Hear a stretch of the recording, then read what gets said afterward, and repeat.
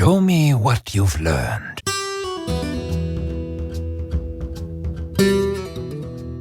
In this very special episode of Twizzcast, we get the opportunity to sit down with some of the masterminds behind Hearthstone and talk about the past, present, and future of the game. Welcome, everyone, to Bliss Pro's Twizzcast.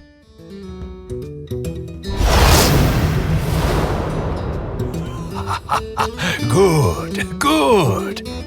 Hearthstone, Heroes of Warcraft. Welcome, everyone, to a very special episode of Twizzcast. This is going to be a shorter episode, but for a very good reason. I have several extremely important and awesome individuals on the line with me at the moment. First off, I'd like to introduce my co-host, Archon. Welcome back to the show, sir. Hey, glad to be here. Very good to have you. Now, the other two guests that I have with us, I am very excited to have, and are first-timers to Twizzcast, so I promise that we will play nice. The first gentleman I'd like to introduce, direct from Blizzard Entertainment, is Hearthstone lead designer Mr. Eric Dodds. Welcome to Twizzcast, sir. Hello. It's awesome to be here. Oh, it's more than our pleasure to have you. So, also with us on the line is Hearthstone lead producer Mr. Jason Chayes. It's very good to have you with us as well, sir. It's great to be here. Thank you for having us. Oh, absolutely. Can't thank you, gentlemen, enough for taking time out of your busy schedules to talk with us today. Well, we have a lot to cover and a small amount of time to do it in, so let's talk a little bit about Hearthstone, if you guys don't mind. The first thing that I'd like to do is congratulate you guys on making a pretty amazing game. One of the things that I noticed shortly after the beta came out is that after I played through the tutorial, the first thing that I wanted to do was show my wife. But the tutorial mode was nowhere to be found. The tutorial mode does a much better job at explaining this game to my wife than I ever could. So I guess what I'd like to know is there any plans to make it accessible to come back to you after you complete it? It's certainly something that we have talked about, and it's certainly been something that people have been interested in having. And so I actually don't know where we'll end up on this one specifically. I certainly can say that it's a significantly larger problem during the beta because, of course, when we're a little farther out, you can just say, oh, make your own account and you can play through it. But it's certainly something that we have talked about. No plans at this time, though, as whether we're definitely going to have it, but it's been on our radar. Okay. Very cool. Very nice. I was wondering if you guys have been keeping an eye on the competitive scene. For example, Mana Grind has been putting on community-ran tournaments. And if so, what kind of support, if any, would you guys like to be able to provide to the independent tournament scene and structure? I'm a streamer and YouTuber, so I would really like to see some spectator mode or replays, kind of like in StarCraft 2. Have you guys thought about adding anything like that? So yeah, we're definitely keeping an eye on it. We're really excited with how the players in the beta have been responding to Hearthstone in terms of its potential to go off as an esport. We'd love to watch the streams, and everybody on the team really is geeking out to sort of see all the cool reception coming from that. Our philosophy so far has been essentially kind of a wait and see mode. We think it has a lot of potential to grow as an awesome esport, and we have a slew of features, spectator mode included, that we are considering for the game. But we're a little too early to say right now as to how and when something like that starts to be rolled into our roadmap. Overall, our focus right now is to continue to improve the game throughout the beta. And then as we get a little closer to launch and look at what our plans are for next year, that's when we're going to start looking a little more heavily at where do we start with these esports features and how do we want to kind of grow that aspect of the game. Sure. Yeah, and you know what? The whole point of the beta is out right now. The whole point of the beta is to tweak it and make sure that, it's where the game is where it needs to be. And then it's very tough, like you said, to put it in your battle plan. How do you try and plan for this to be an esport when right now but you have to take that into account that that's a possibility. Gosh, what a logistical nightmare that must be. Exactly. And so I think, our focus right now is how can we leave that open as a possibility and continue to support that aspect of the game without taking our eye off the ball of just making sure this is the best, most awesome launch we can make it. Yeah, that'd be really cool. I can say I'd definitely be casting a lot of matches if spectator mode became an option. We also saw, it looks like you guys have the ability to track rankings. Zariah had posted the top 50 for North America and European regions as they stood before the account wipe. Is this something you guys think you might post somewhere, the rankings of the top players? So we have a awesome business intelligence team here that we work with to capture a whole bunch of data throughout the beta in terms of the overall results we're seeing. What are the dominant classes? What are some of the trends we're seeing? And I can definitely see us looking at adapting that data and publishing that out to the community so people can see how we're doing. But again, that sort of falls in the bucket of turning that into part of our overall esports strategy. So far, don't have specifics to kind of go through yet, but what I can tell everybody who's listening is that that's absolutely something that we're interested in and are excited to roll into the months to come. That's really cool. I was just going to add to that. On top of that, I think that it's very important for us to make ranked play a super compelling place, and that's just one of the pieces of that puzzle to make ranked play awesome. Nice. I had more of a gameplay related question. The coin has been a controversial topic on the forums. Some players think it gives too big of an advantage, but as you guys have shown, the win ratio is the same whether you play first or play second with the coin. However, I still find there are issues with allowing the coin to count as a spell, because the coin triggers effects such as rogue combos, the mana worm, gadgets and auctioneer, etc. The value of the coin is inconsistent. Some games it's worth a lot, other games it's worth a little. So although the coin's advantage evens out over a large number of games, it seems to create inconsistency from game to game. Is this seen as an issue? So the coin has been a topic we talked about a lot over the last number of months, and there's a lot of great things about the coin, and there's certainly some issues like that you have brought up about the coin, but how we have chosen to address the coin at this point is to try to make the cards that are the most problematic, like the Defias Ringleader or the dang it, I'm forgetting the name of my own card. How awesome is that? The Twilight Drake. Taking cards like that and making it so they're not quite as swingy, but it's actually pretty interesting to have decks that you build around, hey, if I go second, I'm going to have sort of a different tempo, or my opponent's playing this kind of deck and they're going second. I'm, in fact, even going to be changing my mulligan because I can expect certain sorts of things to be happening. So it actually just, in some ways, increases the amount of delightful surprise that's there, in that you just are going to be playing differently depending on not only what cards you got, but whether you're going first or second. Another reason I want to say that we have been keeping the coin as it is because we've just been trying to keep it as simple as possible, because it's one of those mechanics that even brand new players are going to have to deal with. And we certainly could add more text on it or build it into the board, and we talked about a lot of those different options. It just felt like it was going to take away from the simplicity and elegance, especially for new players. So what you can expect from us in the future is to be tactically looking at situations that the coin is causing too much trouble in, and then talking about how to resolve that, probably from the card side. And we just made some changes. We actually don't know for sure how it's going to play out. It's going to be interesting to see in the next few weeks how the changes like to the Drake and the Ringleader and some other changes are going to play out in regards to the coin. Excellent. Nice. And that's one of the things that I like about it is exactly what you said. The coin makes it dynamic. It changes the game dynamically on all aspects, just from the starting point. You have to change your strategy depending on how you get that 50-50 toss. And that's, I think it's a very cool thing. But yeah, it can be a game changer. So one of the things I'd like to talk about is obviously we just had a big patch and everything. When the beta first came out, here's what I heard. I am unstoppable with a priest deck. And then I heard the other side of the spectrum where I can't win with a priest deck to save my life. Now, and that was all across the board with warriors, shaman, druids, etc. When I hear that kind of a thing, it makes me say to myself, this is a pretty balanced game for the most part. There's not one class right out of the hole, maybe a little bit of a rogue exception, that is a guaranteed win. It's the go-to deck. If you're not playing this, you don't stand a chance type thing. So with the patch that just rolled out, what were some of the things that you guys had to try and overcome and, when it comes to updating the game and changing some of the cards? Well, certainly, as you said, the percentages were actually pretty good, even all the way up to 3-star master level, with some notable exceptions like the rogue, and at that level, the priest was a bit on the short side. And so what we were looking at is trying to bring those outliers and bring them closer to the center, and also take any cards that felt like they were very frustrating to play against. So for instance, head crack for the rogue, we increased the cost. It wasn't necessarily so much because of a power imbalance there. That was actually more from a, stepping on the hunter's power, being a little bit frustrating to play against. So when we're changing and balancing the game, we're making changes both based on what's the uber class at the top levels, but also how do people feel when they're playing a game? Sort of what's the emotional balance of the game is how I refer to it. Interesting. Very cool. Very good. Well, last week, BlizzPro took a video of what happens when the Warlock spell Sacrificial Pact is used against another Warlock that has Lord Jaraxxus activated.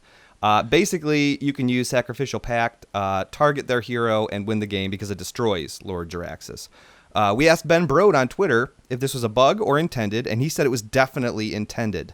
This is just another example of the game adding some flavor that players may not have expected.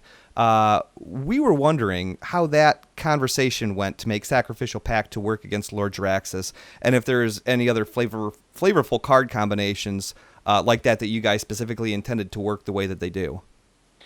How that conversation went is actually when it first went in, it was not intended. So it first went in and somebody used Sacrificial Pact to destroy Lord Jaraxxus, and we laughed our heads off and thought that was very funny. And then we looked at the card combination, and when Sacrificial Pact we're not seeing as probably being the very top players using that card. I mean, you might. I'm sure there's going to be some edge cases, but it's not going to be, I don't think, the super power card. Sure. And so it's this sort of interesting situation where once in a blue moon, you're going to see that and you're going to get a story out of it. And for me, one of the things that's critical about our card design, whether it be designing a specific card or designing a set of interactions, is that we can get a great story. That after the game happens, for instance, someone does a short video on how funny it is when a specific thing happens, or in the real world, more importantly, you play a game and you immediately go running over to talk to your buddy and go, oh my goodness, I can't believe that just happened. And so that's why we have cards like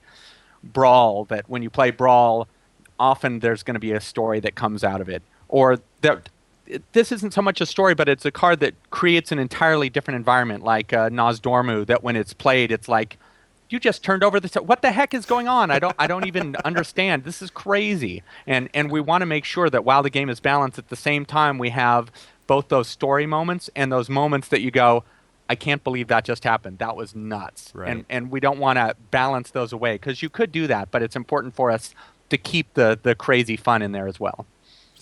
Yeah, I had a story like that when I had played Repentance as a paladin, and then they brought out Lord Jaraxxus, and it just immediately killed them. And, we were cracking up for a while. Good game. But with this patch you brought out, the rogues got nerfed pretty bad, and I think most of us would agree they needed to be nerfed. They were pretty powerful, but some of us were kind of surprised that the hero power got nerfed, although it seems like maybe it was a little overpowered because of spells like Deadly Poison and Blade Flurry. You can no longer use the hero power to buff a weapon you already have out, so a lot of times now, after the patch, you can't use your hero power on certain turns. This seemed like a pretty big nerf. Is this something you guys are happy with, or is it something you're still looking at? And could you explain maybe the reasoning behind the nerf? Sure. There's a couple of reasons behind the nerf. One of them is when we're creating hero powers, we'd like to have the hero powers be as simple and readable as possible. I mean, it's one of our high-level philosophies of whenever I read a card or a power, I should instantly just get it. And then the depth of it comes from the crazy interactions it has with other cards. And the hero powers have to be even more so. So the rogue hero power was actually the most complicated in a lot of ways. It does one thing, except if there's this other case, it does this other thing, and in this other case, it only does it for a turn. So it was always a little on the complicated side, and we weren't in love with that, but if it was needed to be that way, it needed to be that way. And then when we looked at the advantages the rogue had, and specifically where they had those advantages, like in Blade Flurry, or the ability to kill a 2-cost card just with your hero power and gain a lot of card advantage that way, both of those were pretty powerful, and that combined with the rogue being head and shoulders above the other classes, we felt like it was time to try that change out. I'm pretty confident it will work, that it will bring all of the classes back into place. I don't feel like the rogue's gonna, suddenly be a bad class or anything. And in a lot of ways, his hero power is still better than other classes' hero powers, at least in specific situations. You can compare it to the mage and say, well, I'm going to take damage back when I use my blade, but I get to do it for 2 turns for the cost of 2 mana, and I can save it for later, which is a common thing. So there's a lot of factors that went into that change, but we're pretty happy with how it's going, and really we're going to learn in the next few weeks very quickly how it plays out in the real world, so that's pretty exciting too. That is awesome. Yeah. That is truly awesome. Did you have something you want to say about that, Archon? No, yeah, no, that makes complete sense. It makes, yeah, when you put it that way, cool. Makes a lot more sense. Well, gentlemen, hats off to the social aspect of the game. I'm a big fan of the chat bubbles and no real direct contact from the person on the other end of the internet. However, there's a lot of players that are wondering if maybe there will be an option to either be stealthed and not display your battle tag, or perhaps offer a battle tag friend request option during the match. Is that anything you guys might be willing to kick around? So we're talking a lot about how we can continue to expand the social experience of Hearthstone. Those particular ideas have come up and are being discussed within the team. There's a lot of things that we'd like to do, and so this is one area where we got a lot of feedback from the beta so far saying, it's awesome, but I really want it to feel a little bit more like I'm playing against a real person. So there are some things that we just released in the patch that I think everybody will get a chance to see over the course of the next few weeks. You're going to now see toasts when your buddy opens up a legendary. You see better sense of what your friend's doing if you look at them in your friends list. But that's really the beginning. Awesome.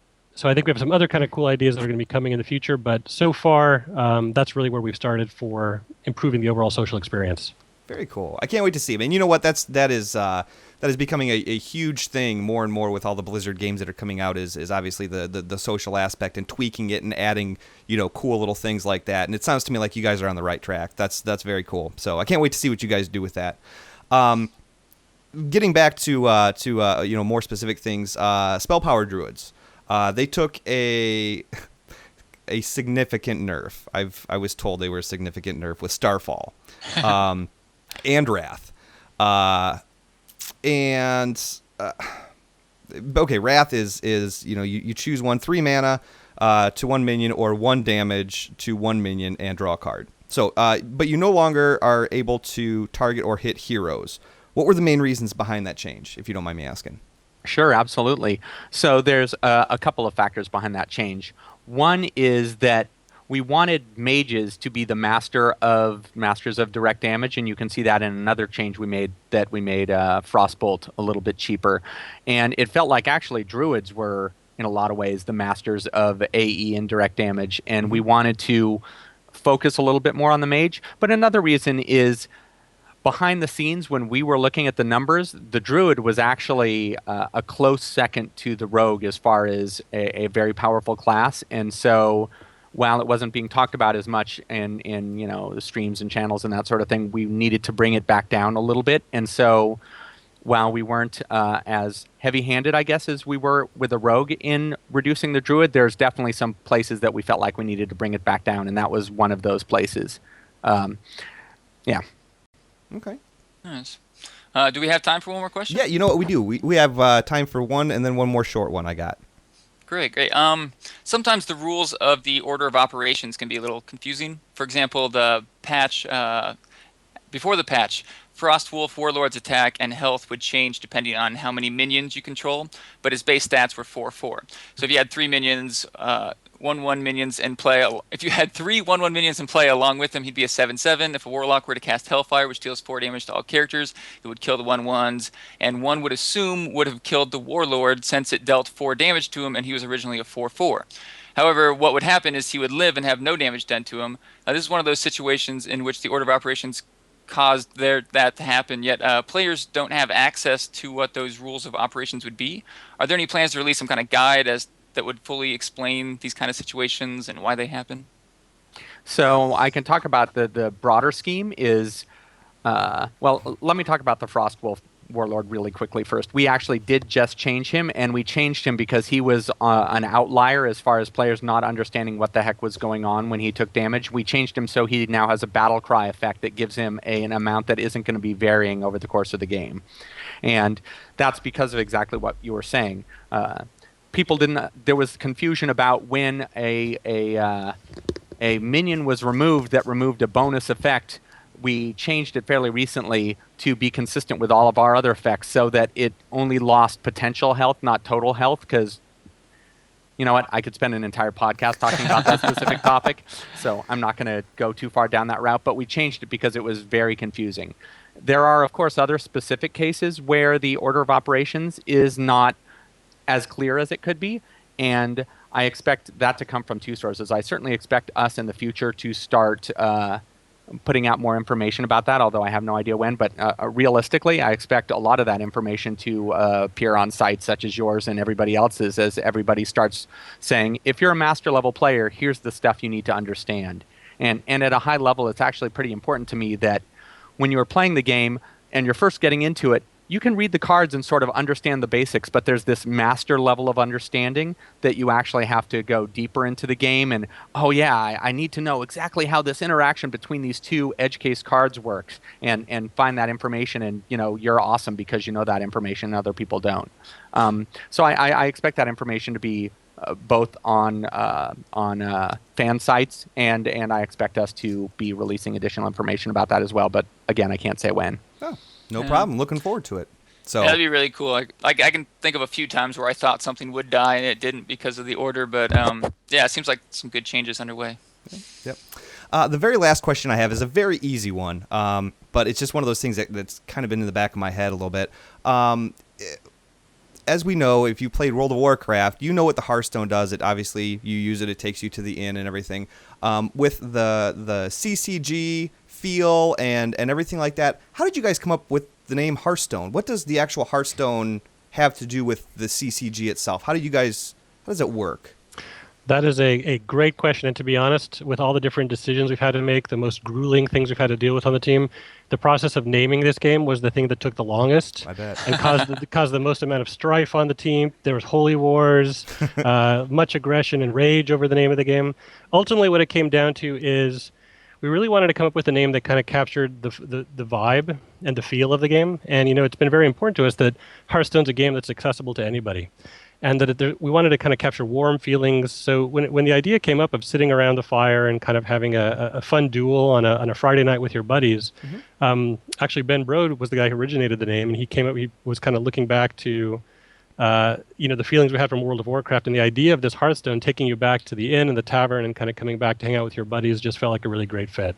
So based off of that is actually how it started to get some momentum, and as we rolled it out through the rest of the team in the studio, everybody really, really dug it. So awesome. That That was the history of the name. Awesome. Seems pretty nice. Could I ask? I've heard it called Hearthstone and Hearthstone. Is there an official pronunciation?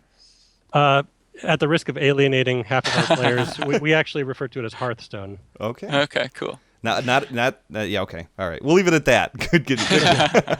Well, gentlemen, I'd like to thank you again for taking time out of your schedules to come hang out with us, and we can't wait for the game to release, as well as find out what else you guys have in store for us in the future, Hearthstone. You are certainly welcome back to the show anytime. Thank you very much. Absolutely. Yeah. So that's going to take us out of here for today. So on behalf of BlizzPro and TwizCast crew, we encourage you guys to game safe, love one another, and please, everyone within the sound of my voice, take care.